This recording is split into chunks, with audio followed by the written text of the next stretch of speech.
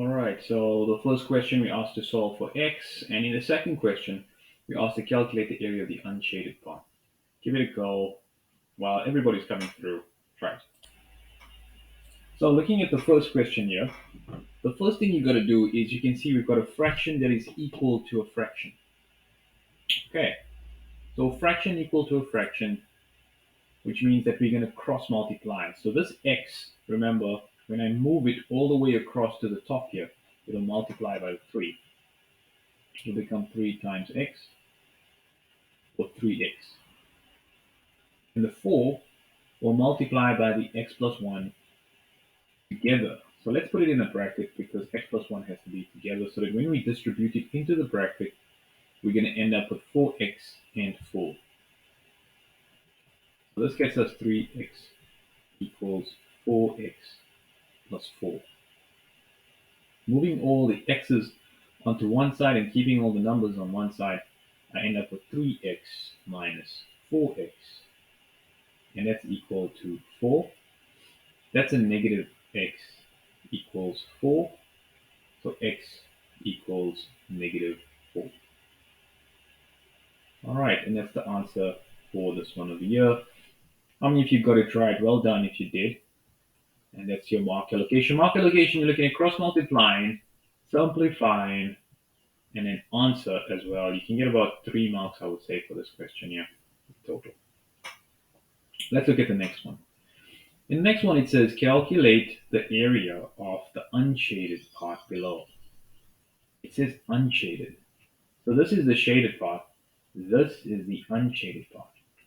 We also have this as the center because you can see that's a radius, that's a radius, that's another radius, and that's another radius. So it's pretty much a sector. What is this called? This is called a sector. Sector is almost like a pizza slice or a part of a pizza. Okay. Anyway, so we're gonna firstly calculate the area of the entire shape like this, right? Now, specifying which angle, this angle, as you can see, supposed to be 90 degrees. I hope you assumed that, but if you didn't, it was 90 degrees, okay? So the inside angle over here is going to be 270 degrees, which means that I'm going to calculate the outer sector area, right? So area, outer,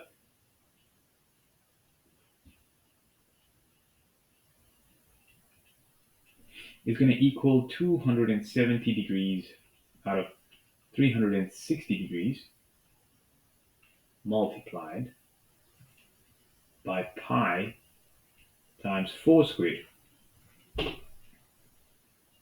And the area on the inside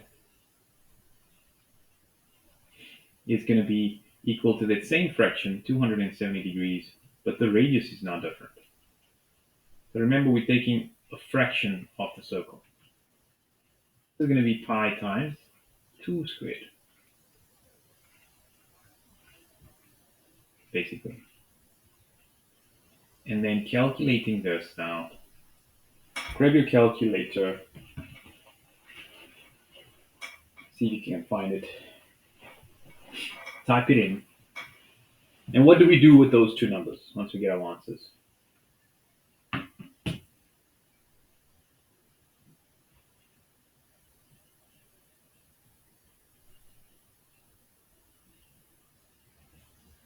We subtract them.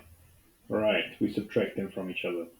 So once we subtract them from each other, that's when we'll get our shaded, unshaded area. Remember, the outer area is going to be the one where the radius is 4, and we're taking a fraction of the entire circle. And the in area, we're also taking a fraction of the entire inner circle, which is the shaded one. Okay, so let's go ahead. I'm going to go click on my calculator, put 270, press the fraction button, then over 360 in one go. I'm going to multiply it by shift pi using the pi button on the calculator, and 4 in a bracket squared gets me 37, and I'm going to use 3 significant figures here, so 37.7 centimeters squared. The inside is going to be 9.42.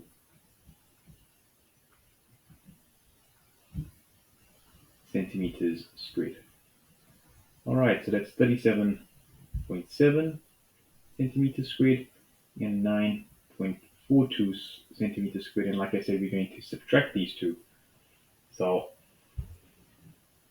so area of outer minus area of inner is going to equal 37.7 minus 9.42. 37.7 minus 9.42 gets me 28.3 centimeters squared, and that'll be this area over here. Okay. Any questions over there?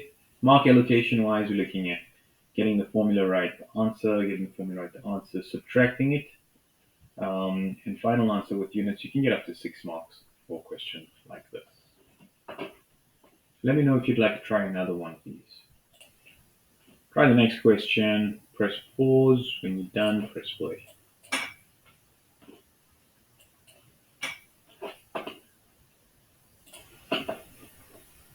All right, let's go through this question now. Remember, the first step in the first one is to cross multiply. So what you're going to do is take the denominator on the right hand side, move it over the equal sign and multiply it by the top left hand side. And then do the same thing, cross multiply, and bring this across.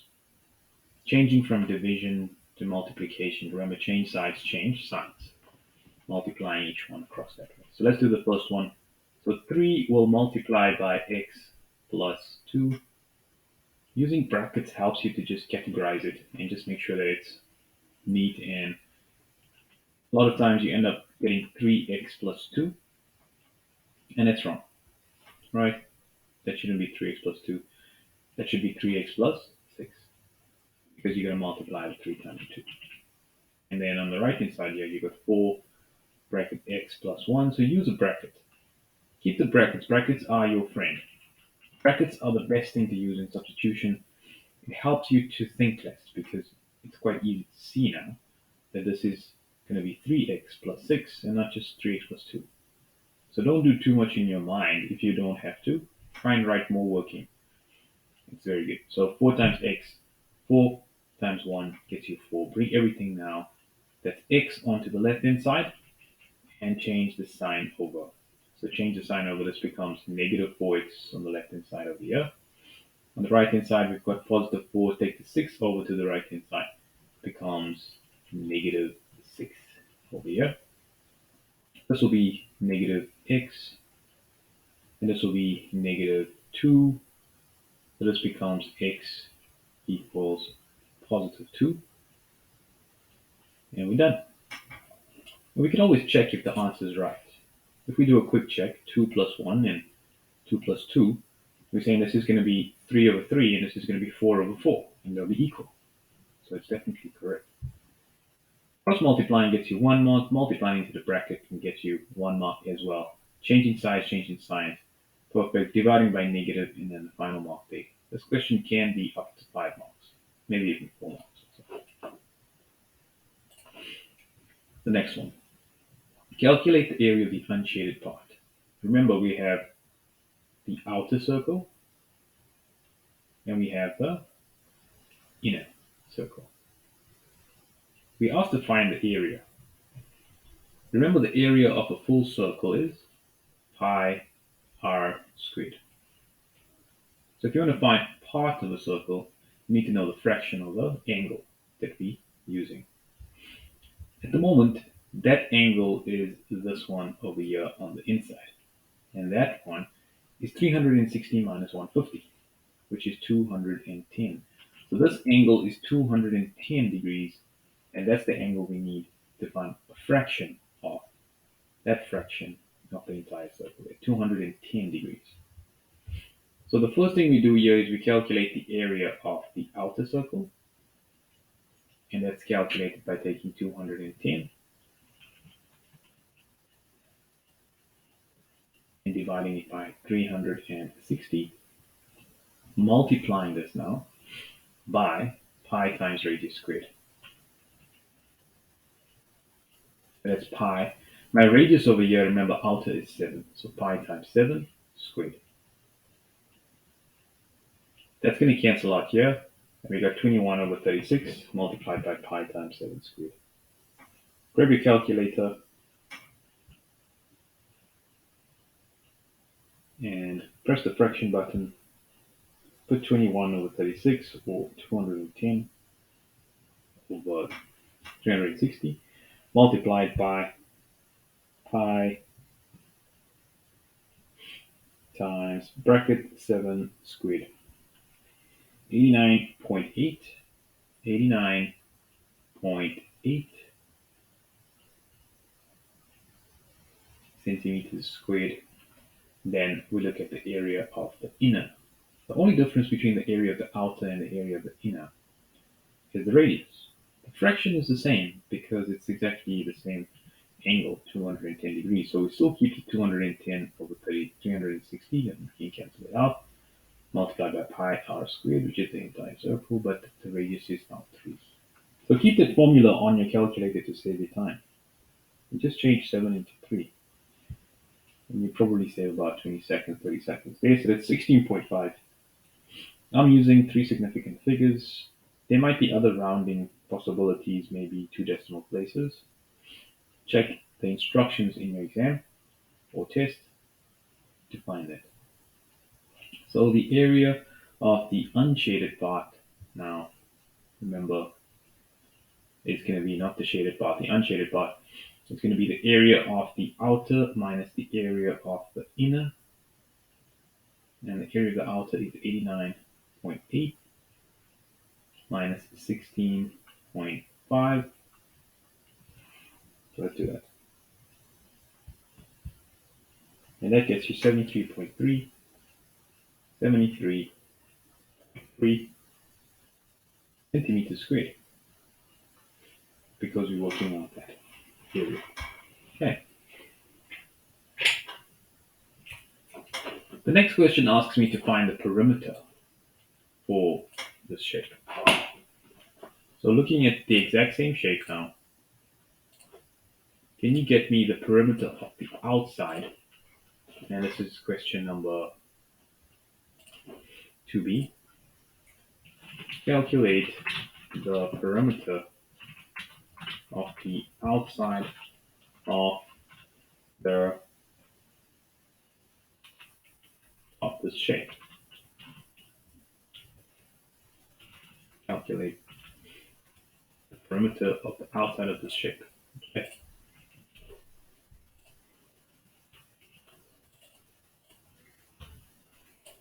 And this is question number 2b. All right, let's call it 2b. We'll keep this one as A, and this one is B. I'll give you a few seconds to give it a go. Remember, perimeter is like circumference. Keep that in mind. As a hint, just remember we still need the 210 degrees to calculate the perimeter. And the perimeter's got nothing to do with the shaded part. It's only the outer part.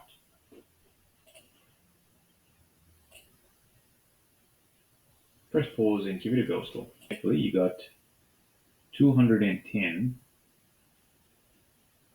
and you then take that as a fraction of 360 degrees, and you multiply it by the circumference formula. And the circumference formula, remember, can be either pi r squared or it can be pi times diameter. So we're going to go with pi multiplied by radius squared.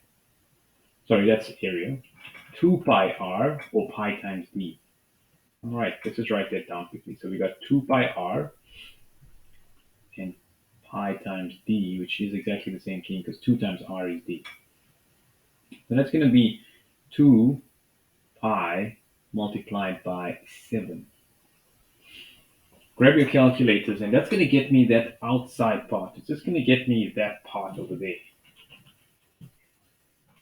Okay. All right, so let's have a look at that. I've got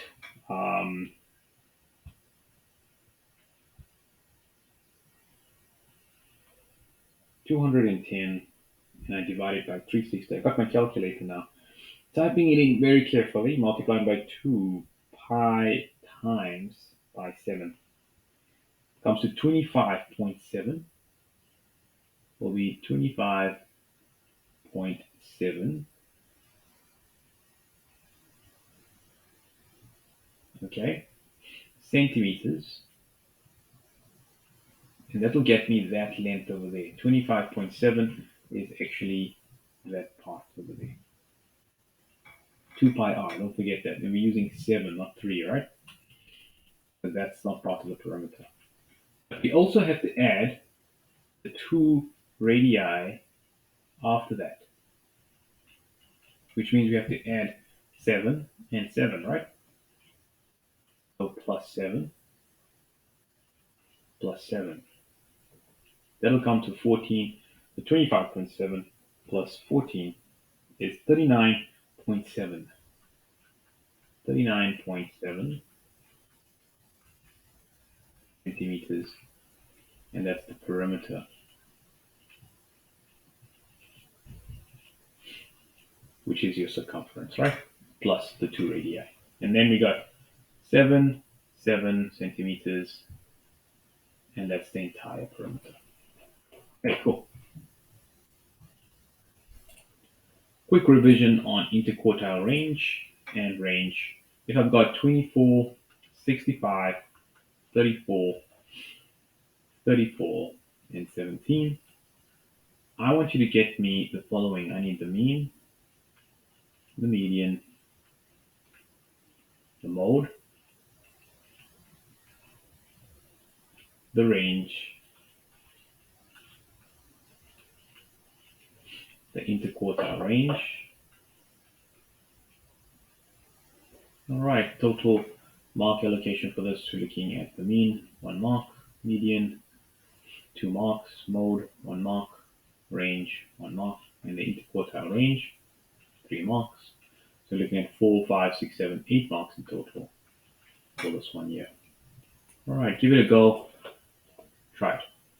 Press pause, try it.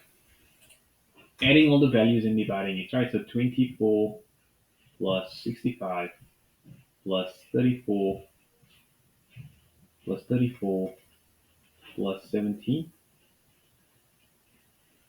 And then just dividing it by 1, 2, 3, 4, 5 items over there.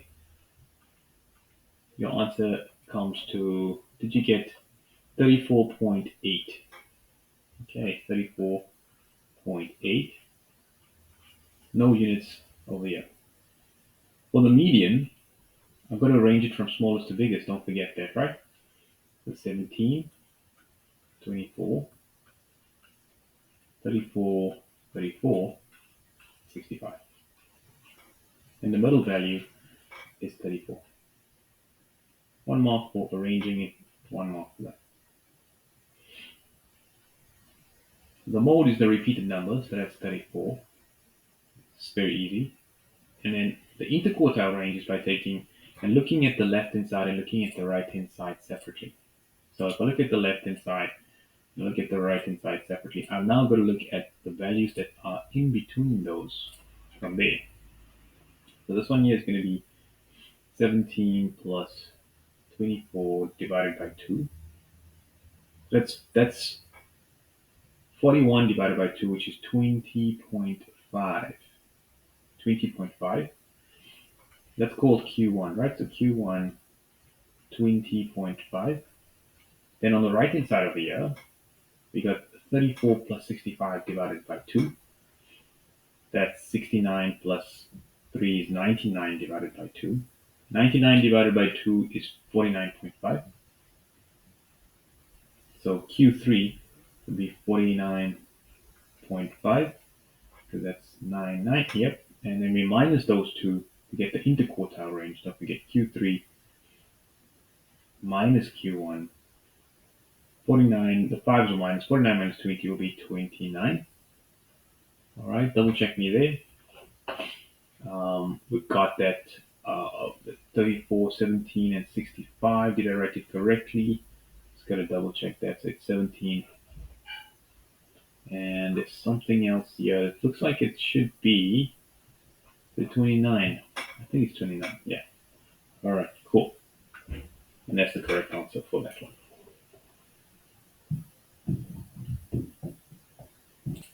All right, we're going to be looking today at some Venn diagrams. All right, so I'm going to play you a quick video. All right, cool. Well done on those that got close to the answer. That was excellent. If not, got the answer as well. Okay, let's have a look at a quick example of some. In this video, we're going to look at Venn diagrams. A Venn diagram can be a very useful way to represent information.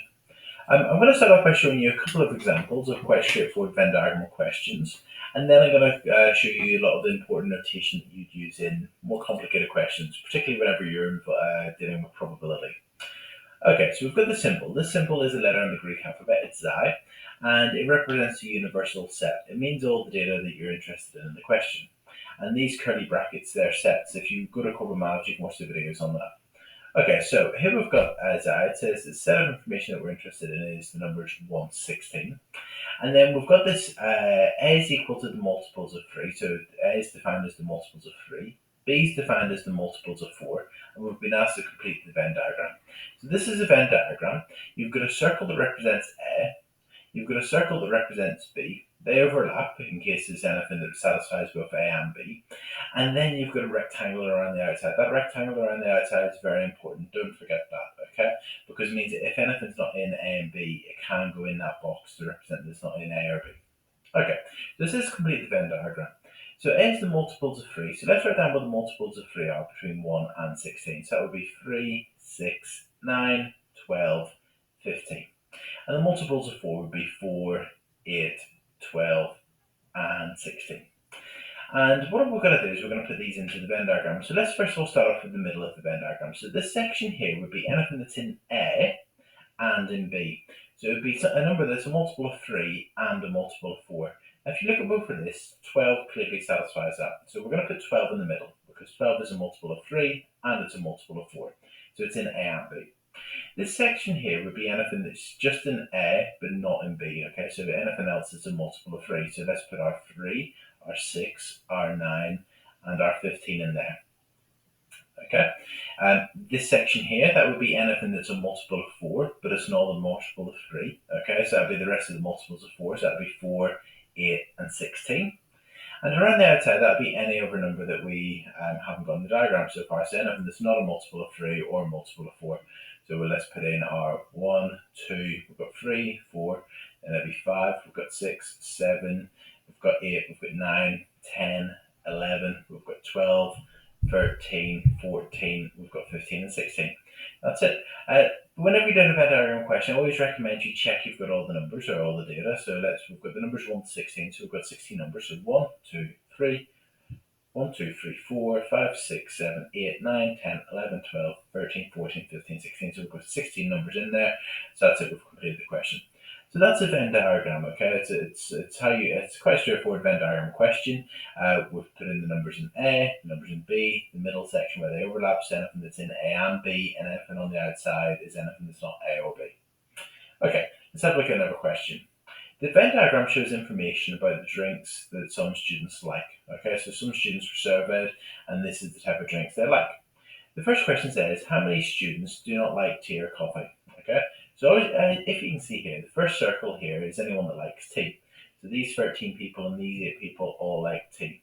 The 8, well, it's both tea and coffee. So these 8 people like tea and coffee because obviously they're in both circles. These 7 here, they just like coffee, but they don't like tea. And the 2 people outside, well, they don't like tea or coffee. So the first question says, how many students do not like tea or coffee? Well, it's going to be these 2 students here. So that's going to be 2. Next question says, how many students like tea and coffee? So because it's and, it means they like tea and coffee. It's going to be the people in the middle that like tea and coffee. So there's 8 students that like tea and coffee. Next question. How many students like tea? Well, obviously we've got these 2 numbers here. We've got our 13 and our 8, and they're both in the circle for tea. So if we add them together, we'll see how many people like tea altogether. Well, 13 plus 8 is 21. And that's it. So that's how many people like tea. We've got the 13 people that like just tea, and we've got the 8 people that like tea and coffee. So altogether, it's 21 people that like tea. The next question says, how many people like coffee? If we look at the coffee circle, we've got the 8 and the 7 inside. If we add them together, there's 15 people that like coffee altogether. Next question says how many students are in the class.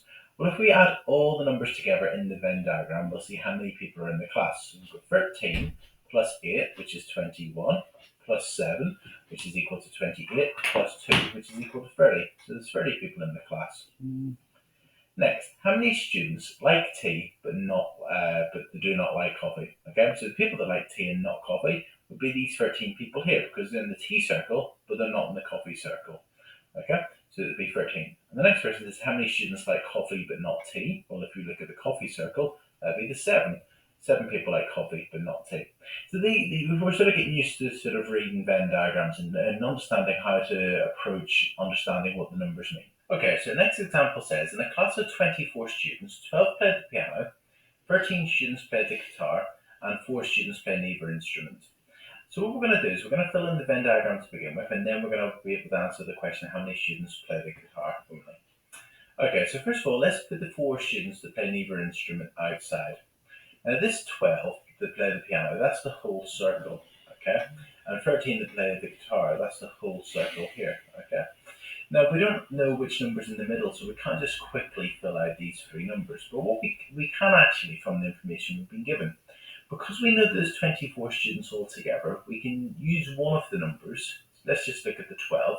And we know that in the piano circle, this whole circle here, we know that there's going to be 12 students. So let's just put a 12 in there for now, okay? And we also know that 4 play neither instrument. So we know there's 12 there, and there's 4 there. Now that's 16. Now altogether there's 24 students. Now there's only ever going to be 4 numbers to add together in this question. We've got these 2 here, this one and this one, but they're 12 altogether. The one that we don't know, and the 4. So if we do 12 plus 4, that's 16. Well, if we add on 8, we're going to get to 24. So that means that this section here, the bit that's only guitar, is 8. Actually, that answers our question, 8. Let's just fill in the rest of the Venn diagram anyway. Okay, so let's rub out the 12 now. And let's work out the 2 other numbers in the Venn diagram. Okay, the bit in the middle and the bit that's piano only. Now, we know that 13 play the guitar, so that's that whole circle here. Now, if there's 8 there, that means that the 5 is in the middle to make 13. So because 5 plus 8 is 13. Now we know there's 5 in the middle, and we know that 12 play the piano, that's this whole circle here is 12. If we know there's 5 there, that's going to put 7 on that side. That's it, we've filled in the Venn diagram. And just to go through the question again, it says how many students only play the guitar? Well, that's the guitar circle, but the bit that's not in the middle. So that's it. That's it. We're now going to look at some notation that you might encounter whenever you're doing a Venn diagram question. So we've already seen A, okay, so if you have a circle here in the Venn diagram that's labelled A, anything inside it will be part of the set A. Next, inside of B is obviously B. Now, an A with a dash like this, that means the complement of A, alright? That means not A. So it means anything that is not inside the A circle. So, well, or oval in this question. So here you've got the circle of the region for A. Anything outside of it would be A dash, which is the complement of A. Likewise, B dash would be the complement of B, so anything outside of B.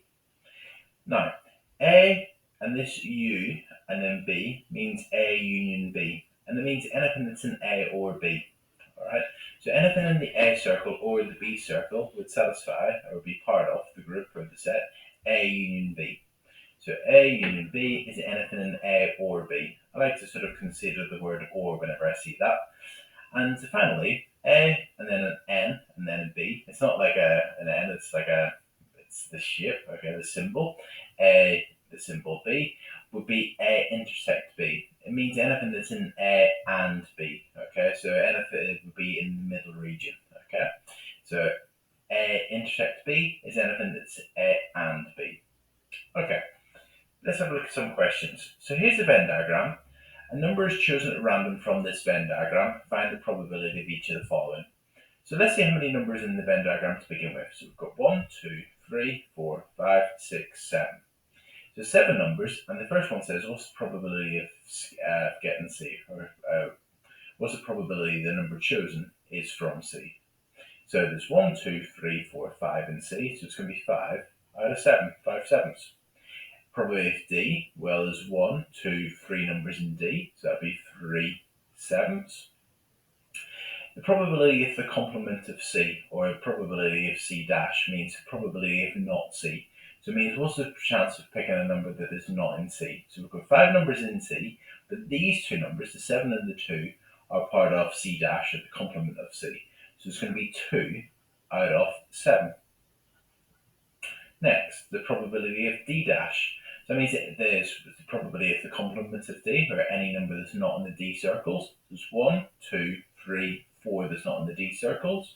So it's going to be 4 out of 7. Next one, what's the probability of C union D? So the probability of C union D is anything that's in C or D.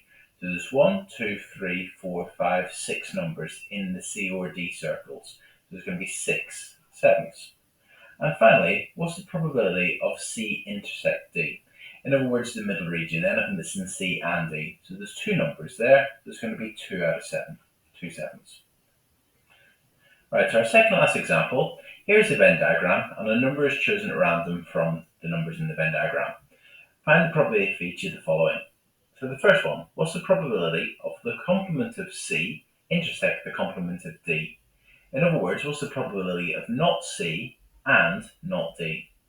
Well, there's 1, 2, 3, 4, 5, 6, 7, 8 numbers in this Venn diagram, so it's going to be 8 in the denominator. And not C and not D, well, that's going to be the 2 numbers on the outside, so that's going to be 2/8, or 1/4. Next, what's the probability of C union not D? So that means what's the probability of C or not D? So that means anything that's in C or not D will satisfy it. So C will be these 4 numbers, and not D, well, that's going to be these 2 and these 3. We've already got these 3 already. So it's 1, 2, 3, 4, 5, 6. It's going to be these 6 numbers. This one, this one, this one, this one, this one, this one. These 4, because it's union, it means that we're going to accept any of them. So it's going to be anything in this circle or anything outside of the D circle. So the only 2 that we're not going to be looking at will be the 10 and the 9. This is going to be 6/8, and that's equal to 3/4. Right, so the last part of this question says, what's the probability of the complement of C union the complement of D? In other words, what's the probability of not C or not D? Now, because it's union, it means that it's either one of them. Okay, so if it's not C or not D, then it's part of it's accepted. So, not C. Well, not C, let's take it, would be that number, the 10, the 9, the 15, or the 19. Not D, well, not D would be the 15 and 19 again, but also the 1, the 2, and the 4. So the probability of not C or not D would be any of the numbers that we've ticked. So it's going to be 7/8. And our last question. So the last question says, a P-test has 2 sections, a theory test and a practical test. Everyone in the class who took the P-test passed at least one section. So it means that everyone's passed at least either the theory or... All right, we'll stop. All right, we'll stop there. All right, and I want to quickly send a link. I'm going to send this link in the chat. So have a look in the chat now, and I want you to try level 1. Let me know when you're done with level 1 of this Venn diagram totals exercise. Okay, click on the link and give it a go for the next 10 minutes. Try and get from level 1 to level 2, then go to level 3, and you'll see it's quite an interesting topic as you go along. All right, give it a go. Start from level 1. Let me know when you're done with level 1. Click on the link in the chat.